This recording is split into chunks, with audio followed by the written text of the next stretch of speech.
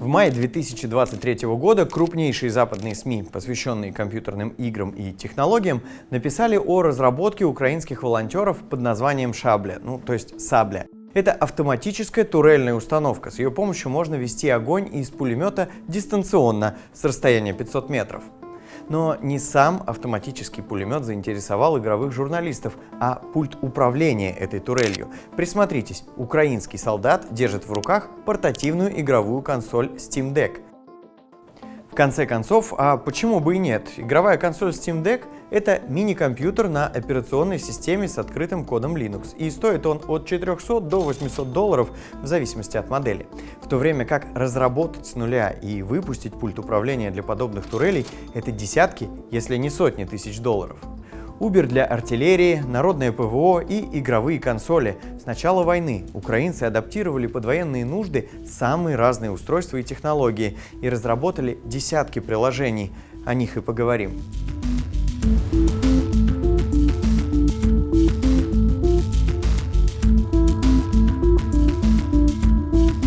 Ты кто? В первые дни полномасштабного вторжения России украинцы начали массово записываться в силы территориальной обороны и выставлять блокпосты. Отсутствие общей координации привело к хаосу на дорогах. Любого человека с оружием, любой груз задерживали и тщательно досматривали.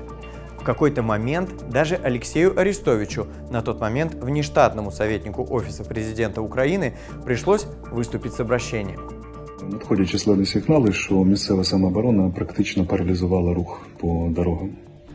І це погано, тому що західна допомога і гуманітарна, і воєнна, коли надійде, не зможе вчасно бути перекинута в центральній та східній та південній області. Чому? Тому що місцева самооборона, кажуть, я підкреслю, проявляє занадто багато рвіння. Дорогі друзі, давайте наводити порядок на дорогах. Это величезная проблема. Ответом стало приложение «Ты кто?», то есть «Ты кто» в переводе на русский. Его сделали всего через несколько недель после полномасштабного вторжения. Приложение позволяет силам территориальной обороны и полиции быстро проверить подозрительного человека. «Ты кто» изучает цифровой след и выполняет поиск по открытым реестрам и спискам. Например, нет ли человека в базе «Миротворец», не наложены ли на него санкции Совета национальной безопасности, действителен ли паспорт, не числится ли его документ в списке утерянных, не угнан ли автомобиль, и так далее. Приложение появилось не на пустом месте. Это адаптация под нужды военного времени сервиса U-Control. До войны с его помощью проверяли репутацию поставщиков и контрагентов по открытым реестрам. Чат-боты.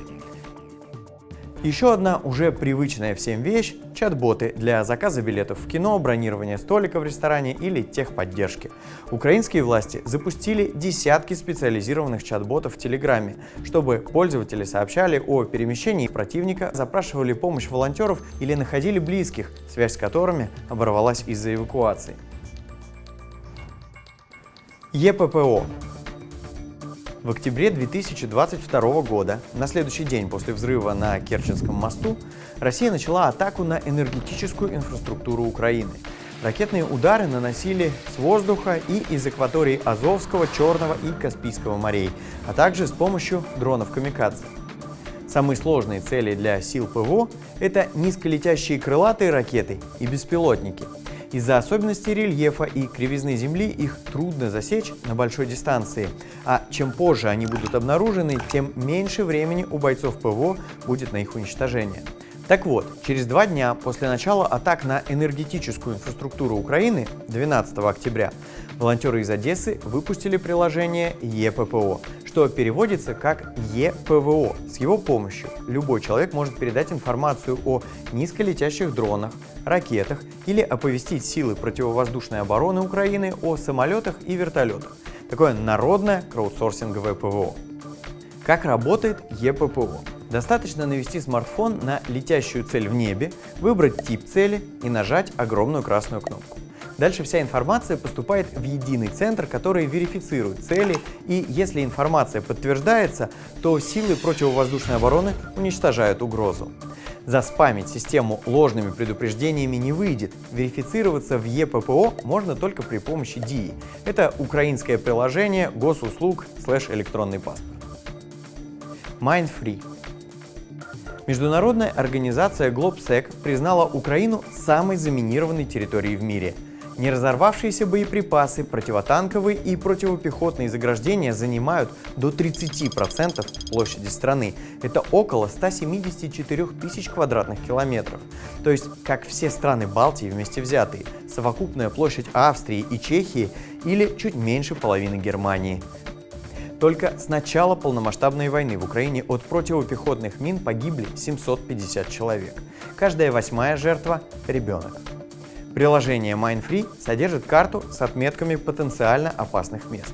Пользователь также может оставить свою метку и предупредить ДСНС, то есть Государственную службу Украины по чрезвычайным ситуациям. Если человек приближается к потенциально опасной территории, смартфон посылает уведомление, звуковой и вибросигнал. Приложение помогает сберечь жизни людей, но проблему разминирования оно решить не может. Разминирование Украины может занять десятилетия и будет стоить десятки миллиардов долларов. Система Кропива. Приложение «Карта», которое создали волонтеры для объединения разведки, управления и огневого поражения в единую систему. В медиа прозвали этот софт «Uber для артиллерии».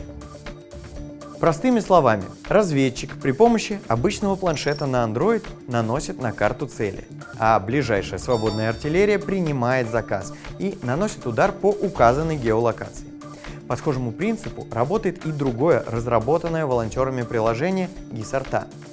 Именно эти приложения помогли ВСУ пресечь попытку российских войск форсировать реку Северский Донец в мае 2022 года. Тогда россияне потеряли около 80 единиц техники и почти 500 человек убитыми. Система «Дельта». В феврале 2023 года в Минобороны Украины официально приняли на вооружение «Дельту» – систему ситуационной осведомленности и управления боем. Это уже не просто приложение, а целый комплекс программ, в том числе и те, о которых я рассказал ранее.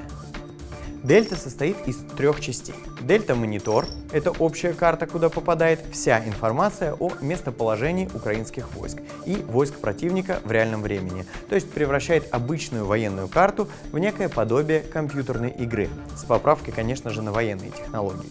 Дельта-элемент – это защищенный мессенджер для коммуникации и координации. И Дельта-Тьюб – нечто среднее между Ютубом и Твичем.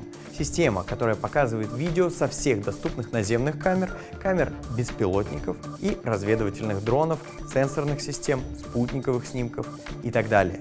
Также в Дельту інтегрированы уже упоминавшиеся чат-боты вроде eWar или Stop Russian War, система Кропива і Гісарта.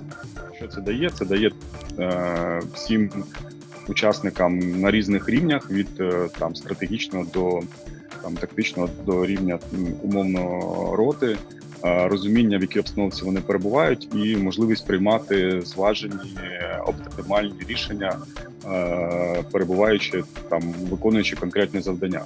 Тобто це така геопросторова така система, яка повністю має забезпечити запит військових в інформації, де ворог, де свої сили, де з який задум відбувається, як його спланувати, як скоординуватись, і це все відбувається у просторі, в цьому кіберпросторі. Полный список военного оборудования и программ, которые производят украинские волонтеры для армии, можно продолжать долго. Это и беспилотники PD, Фурия и Лелека, и антидроновое ружье, и электровелосипеды для армии Делфаст и Елек, и многое другое. Дійсно, зараз в Україні певний бум military чи defense теку, як хто називає. Я вважаю, що це логічна відповідь громадянського суспільства, яка має величезний IT-потенціал і займає значне місце в IT-світі. Українська IT-спільнота – це відомий на весь світ бренд фахівців, і зрозуміло, що коли вони бачать якусь потребу, її можна вирішити за рахунок IT-технологій чи інновацій, то, звичайно, вони гуртуються і намагаються щось зробити, тому що кожен хоче зробити свій вклад в перемогу. Есть у такого децентрализованного подхода к разработке технологий и минусы. В в первую очередь это распыление ресурсов и недостаток координации. Ця розпорошеність вона не дозволяє сфокусуватись на суперважливих речах, тобто пріоритизуватись, тому що в такому випадку, коли ви самі придумали проблему і самі її вирішуєте, ви очевидно розпорошуєтесь і не вирішуєте те, що потрібно. Але інженери, вони ж такі, вони хочуть займатися тим, що цікаво, а не тим, що там умовно треба. Да? І в цьому є проблема, що ми розпорошуємо ресурси, але перевага в тому, що ми не обмежуємо пошуку рішень. В апреле 2023-го украинские власти запустили единую платформу для оборонных стартапов Brave One, куда каждый, кто хочет помочь государству своими разработками, может отправить идею и получить финансирование, менторство или необходимые для реализации технологии. Похожая система Defense Innovation Unit по внедрению коммерческих технологий в военную сферу действует при Министерстве обороны США с 2015 года.